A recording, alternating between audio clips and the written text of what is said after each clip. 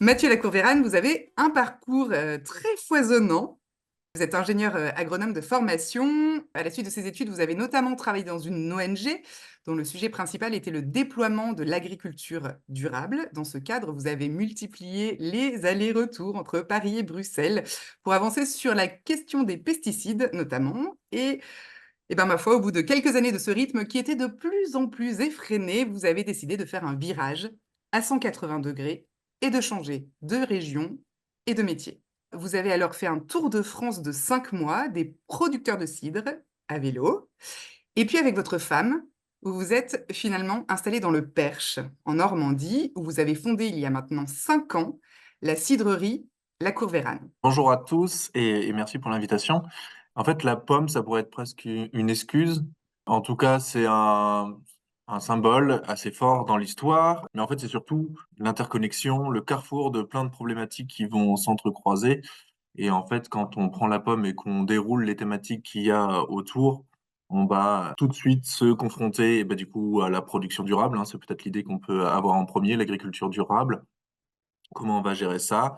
Mais en fait, on se rend compte aussi que du coup, ça va être des enjeux politiques. Comment est-ce qu'on va monter une filière pomme? Est-ce qu'on va la valoriser ou pas? Est-ce que on va autoriser des pesticides ou pas? Tout ça, c'est des questions qui vont être éminemment politiques. Et puis, c'est aussi le fruit d'un terroir, d'un territoire. Et donc, ça va être quelque chose de très culturel. Ça va renvoyer chez chacun qui vit de près ou de loin à côté d'un pommier à plein d'images, de pensées, peut-être de souvenirs aussi. Et donc, on a vraiment toutes les facettes des relations humaines qui peuvent être évoquées en tournant autour de la pomme.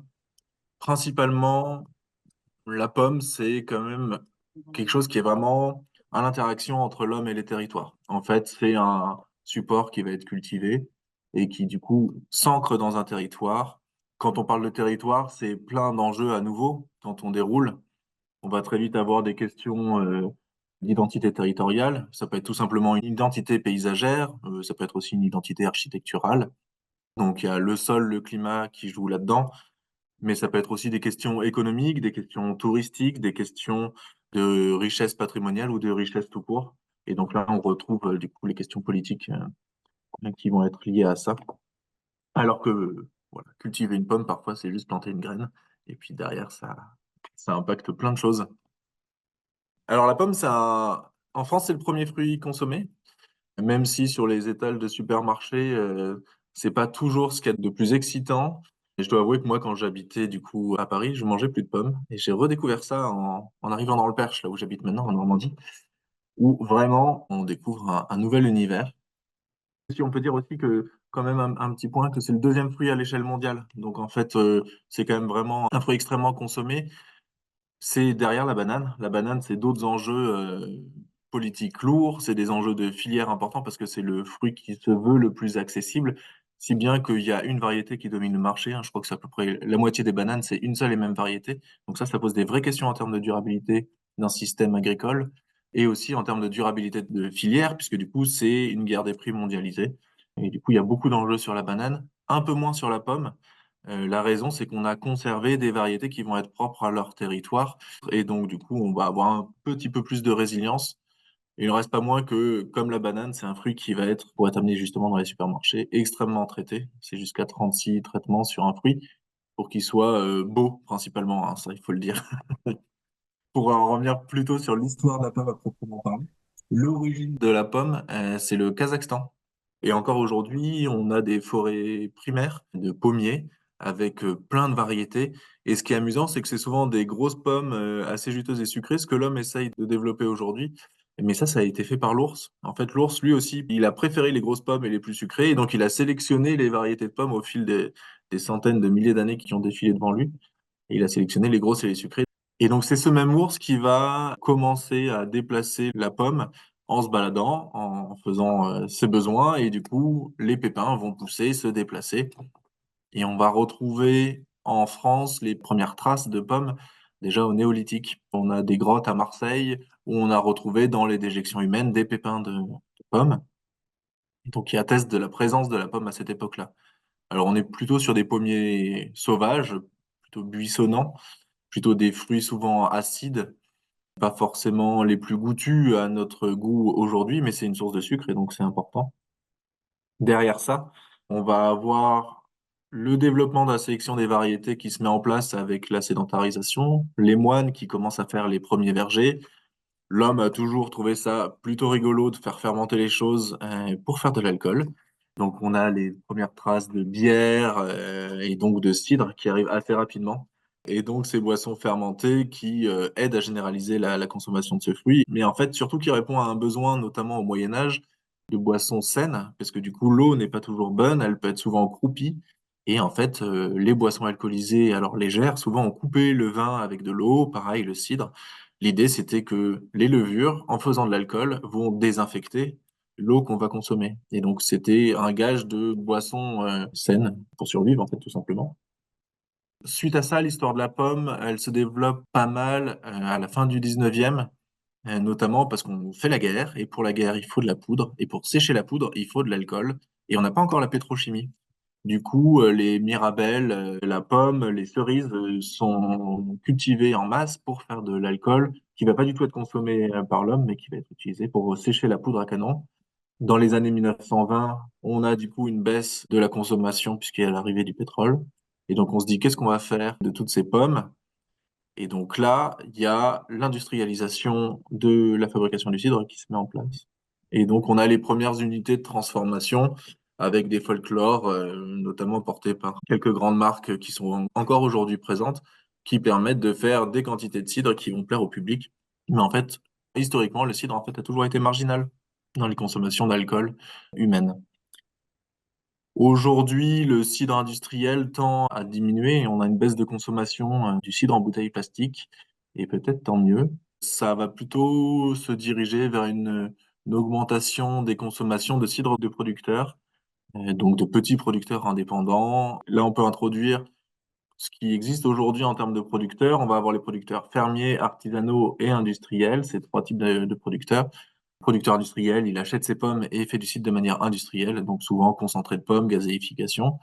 Le producteur artisanal, en fonction de son échelle, il achète les pommes et les transforme, et donc là, c'est plus ou moins qualitatif sur les process. Et le dernier mode de transformation, c'est le producteur fermier, qui a souvent une image un peu poussiéreuse, une image souvent avec des cidres un peu courts de ferme. Et pourtant, le producteur fermier, c'est celui qui cultive ses pommes et les transforme, et donc le producteur récoltant, en fait, est un producteur fermier. Voilà, juste pour les petits termes.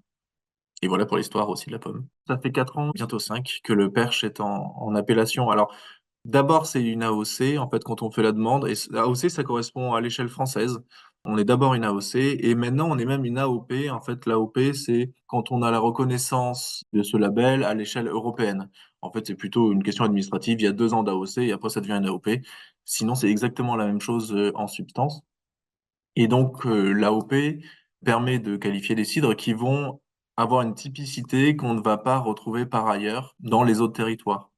Donc, en France, il y a des AOP en Bretagne, il y en a une en Cornouailles. Sinon, c'est en Normandie avec, par exemple, le Cotentin, le Pays d'Auge et du coup, maintenant, le Perche. Et donc, ça veut dire qu'on a un sol, un climat et un savoir-faire humain qui va être différent de ce qui existe dans les autres territoires et donc, ça va notamment se baser sur les variétés de pommes qui sont utilisées. Donc nous, par exemple, dans le Perche, on a des variétés de pommes qui vont être cultivées uniquement dans les 20 km², qui correspondent à l'aire du cœur du parc naturel du Perche. On va pas du tout les retrouver ailleurs. Et souvent, c'est qu'elles se transportent mal et du coup, elles sont intéressantes à être cultivées et transformées sur place. Et donc, elles se sont pas développées ailleurs. Donc, les variétés de pommes, les modes de conduite au verger. Donc, on a une identité paysagère qui va être propre aux arbres qui sont greffés, taillés sur le territoire du Perche. Beaucoup de hautes tiges notamment. Pourquoi le haute tige? Donc il y a une identité paysagère, mais il y a aussi un intérêt écologique qui est très important sur ce mode de conduction. En gros, le haut tige, c'est l'arbre de plein champ, donc de véritables arbres, à contrario du verger basse-tige. Verger basse-tige, ça va être des arbres nains menés en haies fruitières mais du coup beaucoup plus traité, taillé et aussi beaucoup plus productif, hein, il faut le dire. Mais du coup, on va pas pouvoir accueillir la même biodiversité au verger avec ce type de d'arbre. Cependant, il faut quand même prendre en compte les considérations économiques de la production de pommes et le verger Bastille produit beaucoup plus et beaucoup plus vite dans le temps. C'est 4 ans contre 12 pour un arbre, haute tige. Du coup, c'est quand même assez plébiscité, aujourd'hui par les producteurs. Le cahier des charges donc joue sur les variétés, les modes de conduite et aussi derrière la fabrication jusqu'à la mise en bouteille. Donc il y a des atouts et des contraintes de l'AOP. Les atouts, c'est principalement, pour ma part, le travail collectif qu'on a avec les autres producteurs. On est moins seul, on peut discuter, confronter, tout ça dans un climat relativement bienveillant puisqu'on a tous les mêmes objectifs. Donc ça, c'est vraiment intéressant. À l'échelle nationale, c'est une reconnaissance. C'est-à-dire qu'on a un site qui va être différent des autres, mais il y a toujours cette question du label et du fait que souvent un label de plus, ça va être noyé dans la masse des autres labels. C'est pas forcément un message clair auprès des consommateurs. Donc, est-ce qu'il y a une véritable image de l'AOP? Je ne sais pas. En tout cas, nous, ça nous permet de communiquer collectivement et du coup d'avoir un meilleur impact et sur le territoire et à une échelle un peu plus importante. On est dans l'AOP tous en agriculture biologique, ce qui, je crois, n'existe nulle part ailleurs en France. Et donc ça, c'est montre bien déjà le fait qu'un verger est assez favorable à la biodiversité de base, mais aussi qu'il y a une intention des producteurs dans notre territoire d'aller vers un système de production écologique et durable. Donc ça, c'est chouette. Et c'est aussi pour ça que je suis venu dans le Perche. C'est qu'il y a des bonnes volontés et beaucoup de bienveillance.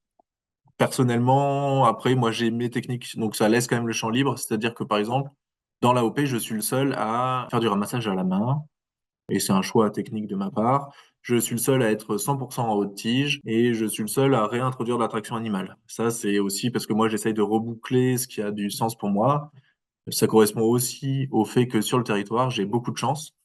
Je suis dans une aire d'un parc naturel régional où ils cherchent à protéger l'identité paysagère. Les vergers aujourd'hui ne sont plus utilisés, donc ont tendance à être arrachés.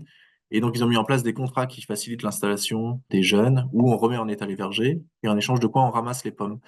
Et donc, ça m'a permis et de m'installer, de créer un climat de confiance, et surtout d'avoir les vieilles variétés sur des vergers hyper intéressants en temps biologique. Là, on est le 8 octobre et dans 7 jours exactement, on va être le 15 et ça va être le début de la campagne de ramassage de pommes. Alors, c'est assez tardif. Ça, c'est pour des raisons géologiques. En fait, le verger du Perche a ses racines dans une terre argileuse qui retient l'humidité et le froid durant l'hiver et fait que du coup, l'ensemble de l'année de production de pommes est en fait décalé d'un mois. Donc, on va commencer un mois après le ramassage des pommes partout ailleurs. En général, il a commencé. Ça bat son plein même. Et ça, c'est une des particularités de l'AOP. Et donc, on va ramasser les pommes. Pour ma part, ramassage à la main, du coup. L'intérêt, c'est qu'en fait, en ramassage machine, quand on va ramasser les pommes, donc c'est des sortes de tracteurs avec des petites pales en plastique. Donc, c'est pas non plus hyper violent, mais ça tape suffisamment les pommes pour qu'il y ait besoin de les presser dans les 48 heures qui suivent le ramassage. Le ramassage à la main, lui, permet de conserver les pommes longtemps, donc on les met en filet et on va les laisser 3 semaines au pied des arbres. Et l'idée, c'est que plus une pomme est mûre, plus elle va avoir d'arômes, et donc plus on maximise son potentiel aromatique aussi pour le cidre. Donc on les laisse 3 semaines, on vient les chercher ensuite. Ensuite, on les presse. Donc la presse, c'est encore les presses relativement traditionnelles, hein. Donc c'est pas le bac en bois avec l'axe à tirer à la main. Ça a quand même un petit peu évolué. Mais on est quand même sur des toiles sur lesquelles on va broyer les pommes, on va récupérer le broyat de pommes, on l'enferme dans la toile et puis on va mettre une plaque, un grillage en bois et puis on fait ce gâteau de pommes en fait et on va venir le presser. En fait, c'est des méthodes assez simples, mais qui permettent du coup d'avoir des jus assez clairs et faciles à travailler derrière. Donc on arrive ensuite durant l'hiver, et durant l'hiver, c'est la gestion des fermentations des cidres. Et plus ça va lentement, plus il fait froid, plus c'est intéressant pour nous parce que ça va conserver les arômes. Donc là, j'en profite pour faire une petite parenthèse. Il y a des enjeux en termes de changement climatique, notamment de réchauffement climatique, où on voit et sur les variétés de pommes et sur les fermentations qu'on a un impact parce que le cahier des charges a été fait il y a 20 ans. On commence au 15 octobre. Bon, là, on a eu un été assez froid, mais aujourd'hui, au 1er octobre, on se dit, mince, il faudrait encore attendre 15 jours, et j'ai quand même pas mal de pommes qui sont tombées plus tôt que prévu. Comment on arrive à gérer ça? Ça, c'est des vraies questions de l'adaptation au changement climatique. Et donc, pour les fermentations, il y a le même problème, c'est-à-dire qu'on se retrouve avec des mois de décembre assez chauds. L'an dernier, il faisait plutôt bon. Il y a 2 ans, c'était encore pire. Et du coup, on se retrouve en cave avec des fermentations qui vont trop vite. Et donc, paradoxalement, il faut acheter un groupe froid pour maintenir les jus au froid. Et donc, on fait du chaud avec ces groupes froids qui nous permettent de lutter contre le chaud. Donc, on est en plein paradoxe et c'est dommage. Voilà pour la parenthèse. Fermentation, durant l'hiver, les fermentations perdurent et on va faire la taille des arbres. Donc l'idée, pour ma part, c'est d'avoir beaucoup d'arbres que je vais pas traiter avec des pesticides, mais que je vais du coup beaucoup tailler. La saison de taille est assez intense, janvier, février, mars. On arrive en avril, c'est les mises en bouteille. Là, on a fait le choix de travailler et en fermentation spontanée et en prise de mousse naturelle en bouteille. C'est-à-dire qu'on a une bulle en bouteille qui est naturelle et qui est faite par les levures, donc ce petit champignon qui est sur la peau des pommes, qui lui cohabite dans le verger et attend qu'une chose, c'est de pouvoir manger le sucre pour se développer, se multiplier. Et donc on va favoriser son développement et donc on va avoir des cidres qui vont chaque année être différents. Donc ça, c'est pas toujours évident à gérer, mais qui vont avoir un potentiel aromatique, encore une fois, plus important. Alors, je parle à chaque fois de potentiel aromatique parce que de temps en temps, le potentiel aromatique, c'est zéro. Et du coup, même si on a tout mis en place pour que ce soit le meilleur goût possible, il y a des fois, le meilleur goût possible, c'est il n'y avait pas de potentiel. Donc, en fait, il n'y a pas de magie non plus. Il peut y avoir des mauvaises années, même en travaillant, entre guillemets, bien tout du long. Mise en bouteille en avril. Et ensuite, l'été, c'est la période de commercialisation principalement. Mais en fait, sinon c'est pas drôle, la commercialisation, l'administratif, les papiers de douane, et cetera, c'est intense l'été, mais ça se surajoute à tout ce que je vous ai raconté, auparavant sur l'année de pommes. Donc c'est des choses qui sont parfois un peu compliquées à gérer. En tout cas, sur le territoire, on s'insère complètement et dans des filières, parce que du coup, on a du coup des fournisseurs en amont, des acheteurs en aval. Nous, le choix, c'est plutôt de vendre pour tout ce qui est restauration, caviste, épicerie fine, qui est un choix qui correspond aussi au fait qu'on est sur des produits qui vont être jugés plus haut de gamme. Et le cidre, c'est dans la tête de tout le monde quelque chose qui coûte pas cher. Alors qu'en fait, on va faire pour certaines cuvées le même travail que pour le champagne. Alors le prix de la terre reste vraiment différent, hein. Donc il y a aussi des pressions sociales qui existent juste parce que dans la tête de chacun, c'est comme ça. Et donc, il faut un peu bousculer ces codes. Donc, c'est un peu le choix qu'on a voulu faire, c'est que pour se faire plaisir en travaillant des cuvées un peu différentes, un peu recherchées, on va essayer de plutôt s'associer à la restauration. Économiquement, un projet agricole, c'est beaucoup de temps et c'est aussi beaucoup de temps avant de se payer. Du coup, il y a des enjeux aussi économiques, personnels. Mais je pense qu'il faut pas avoir de tabou là-dessus. C'est beaucoup d'investissement en temps et en argent. Alors, il y en a qui disent oui, métier passion. Je pense que c'est pas une vraie excuse de dire bah tu fais ce qui te fait plaisir. Il y a plein de fois ça me fait pas plaisir. Donc il y a les mêmes contraintes que dans tous les boulots. Remplir des factures, c'est pas rigolo. Téléphoner aux douanes non plus. Aller chez le garagiste, pareil. Et donc on a chacun ses contraintes au quotidien. Et métier passion, oui, j'ai et l'audace et l'opportunité de faire ce projet. Et aujourd'hui j'en suis très content. Mais c'est pas pour ça que demain il existera toujours, hein. Le contexte peut changer. Sur les premières années, le prix du verre a quasiment doublé. Et ça a remis en cause largement le projet. Finalement, on s'en sort. Mais voilà, des questions à tous les niveaux. Aujourd'hui, je suis hyper heureux pour plein de choses. En fait, c'est des petites joies simples du quotidien. C'est croiser un chevreuil quand je suis en train de tailler les pommiers. C'est un bon feu, bah, comme je disais, le soir, un bon feu de cheminée dans un poêle parce que les cheminées, c'est pas le plus écologique en termes de rendement. Dans un poêle, c'est tout aussi beau et ça chauffe bien. Et c'est plein de petits moments de rencontres, je suis hyper content de rencontrer des clients. On a quand même peu de gens qui sont critiques. Il y a quand même beaucoup de gens qui accueillent avec beaucoup de bienveillance les projets. Ça m'a permis de faire des rencontres que j'aurais probablement jamais faites. Donc oui, je pense que je suis profondément heureux, mais tout n'est pas accompli. Comme je disais par exemple, je n'ai pas le confort financier aujourd'hui, qui quand même me rassure pas mal au quotidien, notamment quand on a des perspectives familiales. C'est jamais tout blanc, c'est jamais tout noir. La question c'est est-ce que j'ai trouvé un équilibre qui me plaît? Et ouais, je crois. Alors on a une gamme de cidre, mais du coup on travaille aussi sur les produits de la pomme. Donc cidre, jus de pomme évidemment, et vinaigre de cidre. D'ailleurs, petit aparté, en fait, le cidre, c'est une des boissons les plus écologiques dans les boissons alcoolisées, parce que du coup, ça ne consomme pas d'eau, contrairement à la bière, et ça utilise moins de pesticides pour les pommes à cidre que le vin, notamment. Souvent et quasiment tout le temps, les vergers sont enherbés, donc plus favorables à la biodiversité. Donc, on a quelque chose de très écologique, et même par rapport à du jus de pomme, par exemple, le jus de pomme, faut le pasteuriser, donc on va le faire chauffer. Et en fait, le cidre, à aucun moment, on va avoir besoin d'énergie pour le chauffer. Donc, on a finalement une boisson qui est aussi assez écologique, mais le jus de pomme reste un moyen de conservation de la pomme qui est hyper intéressant, notamment, bah, pour tous ceux qui peuvent pas consommer d'alcool. Jus de pomme, vinaigre de cidre, donc en complément de la production. On travaille avec un œnologue, et ce qui nous permet de travailler sur différents formats. Donc on a des bouteilles de 75, mais aussi de 33, ce qui marche bien l'été. Et puis on a dans notre gamme, du coup, le cidre du Perche AOP. Mais du coup, dès qu'on sort du cahier des charges, alors nous, on paye quand même une cotisation, ce qui est la particularité de notre AOP. Mais du coup, on va plus pouvoir utiliser le mot perche sur nos bouteilles. Donc, on a des cuvées avec des variétés de pommes acidulées. On a parlé tout à l'heure de méthode champenoise. On n'a pas le droit de dire méthode champenoise en réalité. Du coup, c'est méthode traditionnelle, mais ça parle à personne, ce mot-là. Donc travail sur pupitre, remuage, dégorgement. Il doit y avoir des vidéos sur YouTube pour voir.